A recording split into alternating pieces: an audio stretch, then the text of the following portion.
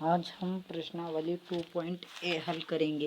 इसमें पहला प्रश्न दिया हुआ है x तथा y संख्याओं को ज्ञात कीजिए, जबकि क्रमित युग्म पहला हमें दिया हुआ है 2x ऋण 1 ऋण 5 बराबर x y धन 1।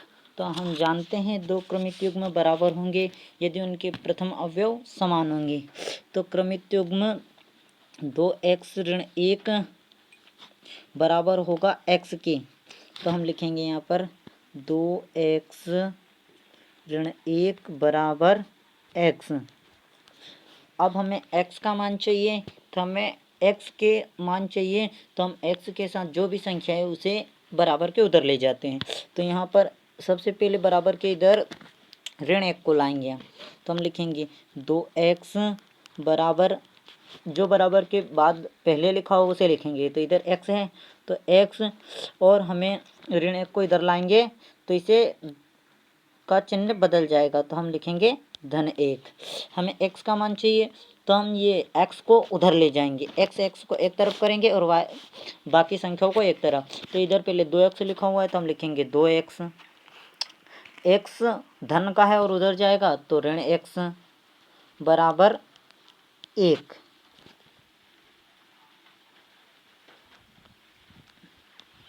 अब हम इसे आगे हल करेंगे तो 2x में से 1x चला जाएगा तो यहाँ पर बचेगा सिर्फ 1x और बराबर में 1।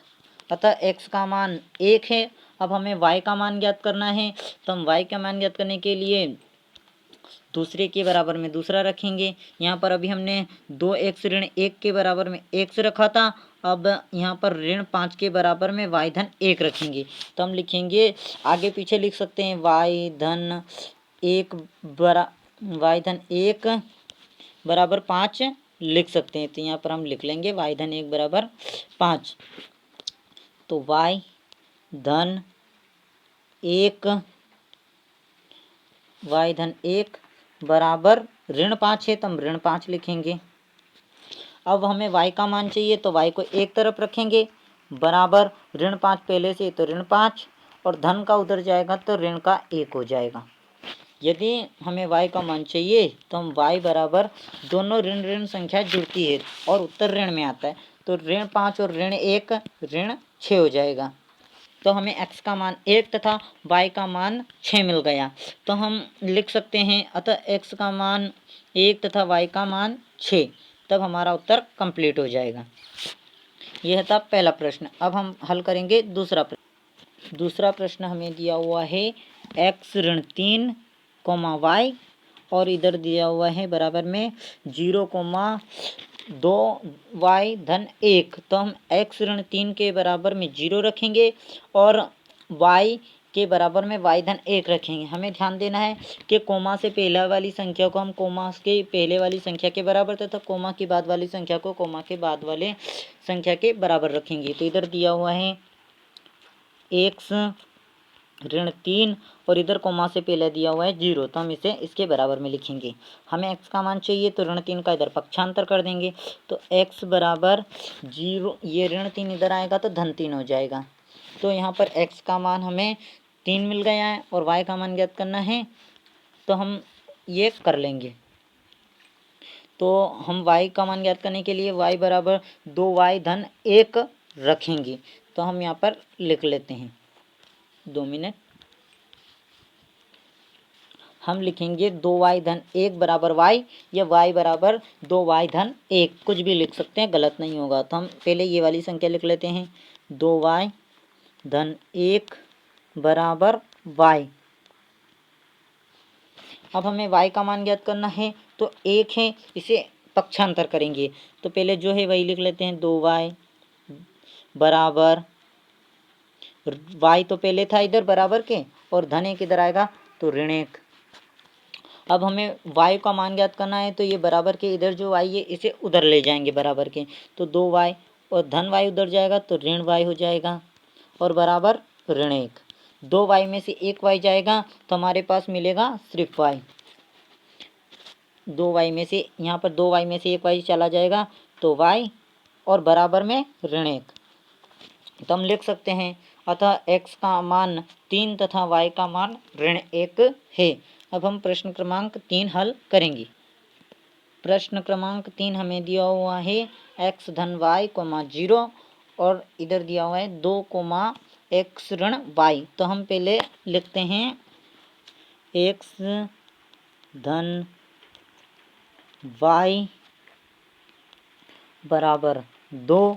अब हमें यहाँ से x का मान ज्ञात करना है तो हम y का पक्षांतर ज्ञात कर लेंगे, और y का मान ज्ञात करना है तो हम x का पक्षांतर कर लेंगे। तो सबसे पहले हम x का मान ज्ञात कर लेते हैं। x बराबर 2, ये धन वाला y इधर आएगा तो ऋण y हो जाएगा। यह x का मान है। अब हम इसे समीकरण 1 में रखेंगे। समीकरण 1 अभी हमें दिया हुआ नहीं है, इसलिए हम इसे समीकरण 1 बना लेते हैं। तो ये जो भी उत्तर आया है इसे हम समीकरण 1 बनाएंगे। यहाँ पर हमने x बराबर 2 ऋण y को समीकरण 1 बना लिया है। अब हम दूसरी कंडीशन पे चलते हैं, 0 बराबर ऋण y। तो हम लिख लेते हैं 0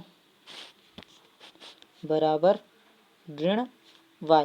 हमें y का मान चाहिए तो 0 को उधर पक्षांतर कर देंगे, और 0 ऋण में हो या धन में कोई फर्क ही नहीं पड़ता, यानी कि y का मान हमें 0 प्राप्त होगा। तो हम लिखेंगे y बराबर 0। हमें y का मान मिल गया है। अब हम इसे समीकरण 1 में रखते हैं। ये y का मान है, इसे हमने जो समीकरण 1 ये वाला बनाया है, ये वाला, इसमें हम y का मान रख देंगे तो हमें x का मान मिल जाएगा। तो हम लिखते हैं x बराबर 2 ऋण y का मान हमें मिला है 0, तो हम 0 लिख लेते हैं। जब 2 में से 0 जाएगा तो 0 ही आए, ये मतलब कि 2 आएगा, इसलिए x का मान 2 होगा। तो हम यहाँ पर लिखेंगे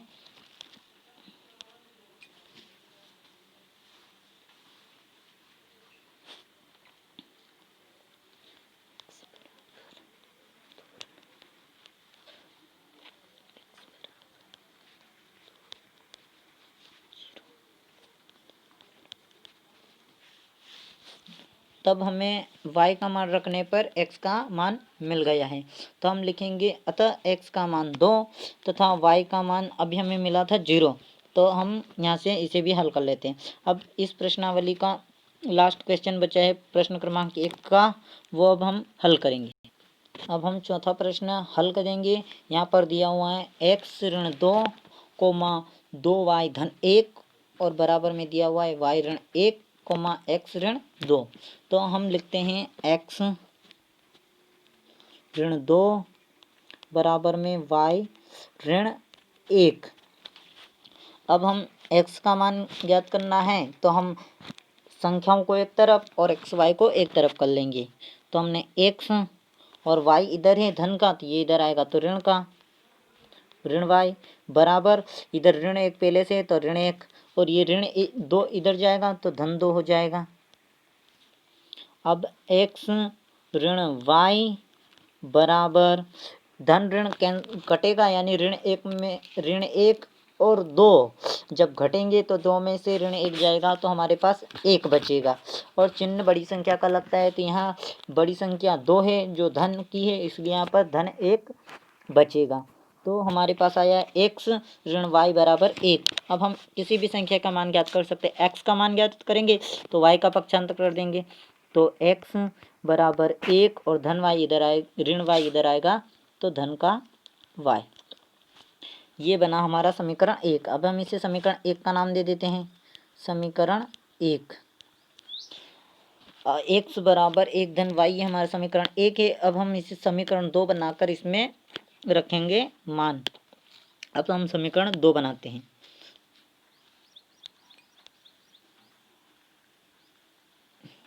ये हमारा समीकरण है, इसे ऊपर लिख लेते हैं। x बराबर 1 धन y, ये हमारा समीकरण 1 है। अब दूसरी कंडीशन दी हुई है हमें 2y, ये 2y और इधर x ऋण 2। तो हम यहाँ पे लिखेंगे 2y धन 1 बराबर x ऋण 2। हम x y को एक तरफ और संख्या को एक तरफ कर लेंगे। तो यहाँ पर हमें दिया हुआ है 2y और इधर x दिया हुआ है, तो हम इधर लिखते हैं 2y और इधर x धन का इधर आएगा तो ऋण x, और यहाँ पर 2y पहले से ही लिखा हुआ है ऋण का, तो हम इसे ऋण 2y, और धन का एक इधर आएगा तो ऋण 1, तो यहाँ पर 2y ऋण x,